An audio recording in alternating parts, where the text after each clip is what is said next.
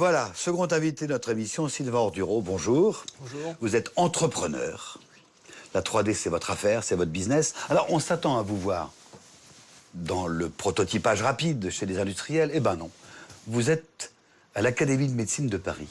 Oui, à l'Université de Paris-Descartes, et plus précisément à la faculté de médecine. L'idée, c'est de remplacer les entraînements sur cadavres ou sur patients réels par des patients virtuels et avec une sensation qui soit très proche de celle que l'on retrouve sur le corps humain. Et vous faites, j'ai peur de... Il est fragile, ça. Attends, première impression d'abord, on imprime en couleur maintenant? Oui, on imprime en couleur avec les tissus qui correspondent. Et là, effectivement, vous avez une rematérialisation de l'objet. Là, effectivement, en étant dur, on arrivera bientôt à faire du souple. Mais l'idée, c'est effectivement de retrouver la structure à l'échelle 1. Vous voyez, vous pouvez la placer sur votre... Voilà, un petit peu plus bas. Voilà, là légèrement, ici. Voilà, ça aurait pu être mon cœur. Exactement. Ça pourrait être votre cœur. La personne qui avait ce cœur est exactement à votre échelle. C'est pas n'importe qui. C'est Bernard Werber, l'écrivain Les Fourmis. Voilà. Son cœur très précisément à lui. Exactement. Bon, mais quel intérêt d'avoir ça en fac de médecine? En fait, la main est le meilleur curseur pour l'humain. Donc, c'est-à-dire pour appréhender un objet en 3D, le fait de l'avoir en main à l'échelle 1 permet de mieux mentaliser, de mieux matérialiser l'objet et de le mieux mémoriser. Et les étudiants, vraiment, on apprend des choses avec ça? Oui, tout à fait. Là, vous voyez, on peut voir les coronaires, on peut voir le positionnement des ventricules. On peut vraiment faire un cours complet sur le cœur, juste en tournant autour et en l'observant tel qu'il est. Non, mais les étudiants en médecine, bac plus 8, ils ont besoin de toucher le truc. Écoutez, regardez par exemple cette partie d'épaule. Vous voyez toute la complexité des organes. L'avoir en illustration 2D, dessinée au tableau, plus les instructions du professeur à noter, c'est relativement complexe. Là, ici, vous avez, sur tous les angles, vous avez à votre échelle, dans votre main, chaque partie anatomique de l'épaule. C'est beaucoup plus facile à comprendre et à nommer. Est-ce qu'on peut personnaliser comme ça beaucoup? Vous faites? Le propre de l'impression 3D, c'est effectivement la personnalisation. C'est-à-dire que comme on n'est plus sur de l'industrialisation de process, on est directement sur de la personnalisation. Là, c'est un nez. Oui. Mais c'est pas n'importe lequel. C'est le nez d'une personne spécifique. Exactement. Et là aussi, ça sert à la médecine? Oui, parce que là, l'idée, c'est de pouvoir envisager une intervention chirurgicale sur mesure ou de s'entraîner à un mode d'intervention. Alors, premier temps, ça, c'est en plâtre. Oui.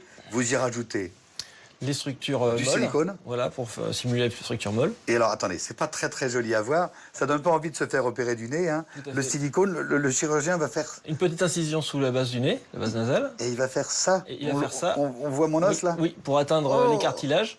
Et ensuite, il va pouvoir, avec un outil piézoélectrique, réduire les parties bombées et redresser le nez. Voilà. Et ensuite, reposer la base nasale, une petite suture et c'est réglé. Alors, toujours dans l'enseignement, autre truc, c'est ça.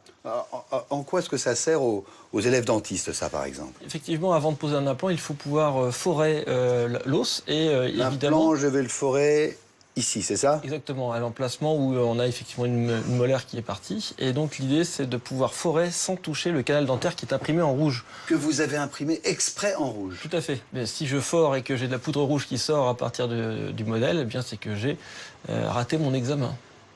Ah, il faut mieux rater effectivement sur du plâtre que sur un vrai patient. C'est moins douloureux. Oui. Mais bon, ceci dit, ça c'est du plâtre. C'est pas vraiment comme ça que sont les os, que sont les mandibules. Ce qui change aujourd'hui, c'est la résolution. La résolution, en fait, ici, on est descendu à 75 microns, ce qui est vraiment très très fin, et on arrive à reproduire une fragilité osseuse qu'on retrouve chez certaines personnes âgées. Et on comprend toute la difficulté de poser un implant, puisque comme la structure est fragile, il ne faut pas briser ou casser l'os. Et là, c'est vraiment la dureté de l'os. Tout à fait. De la patiente. Tout à fait. Donc il y a une partie scannérisation du patient, donc il va passer un scanner. Donc ensuite on va pouvoir visualiser l'examen et ensuite on va pouvoir le rematérialiser pour avoir la même sensation que sur de l'os. Donc on a de la visualisation, de la matérialisation et de la sensation. La sensation, c'est un mot qui revient souvent dans votre voix. Hein. Oui, puisque le chirurgien, en fait, le capital d'apprentissage se base sur la sensation. Il faut pouvoir toucher. Voilà. Donc vous êtes très présent sur la médecine, pour s'entraîner, pour comprendre, pour voir, pour toucher.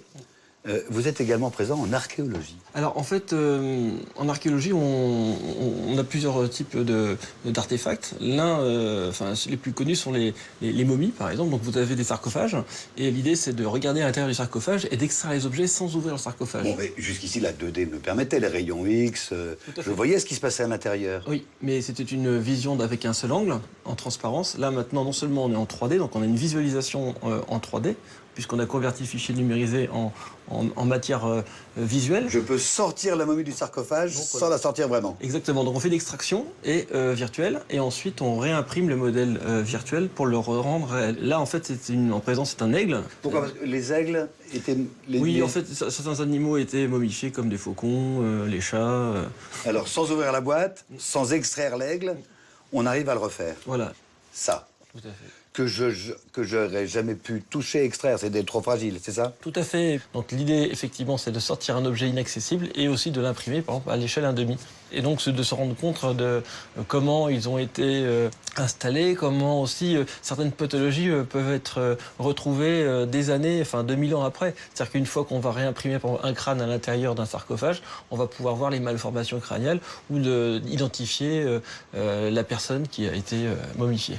En fait, ça change également la muséologie. Dans les musées, je ne vais pas seulement regarder avec les yeux, je pourrais toucher avec les mains. Exactement. La fameuse sensation, l'appréhension. Voilà. On ne voit bien qu'avec les mains, qu'en touchant vraiment. Exactement. Merci Sylvain d'avoir été notre invité.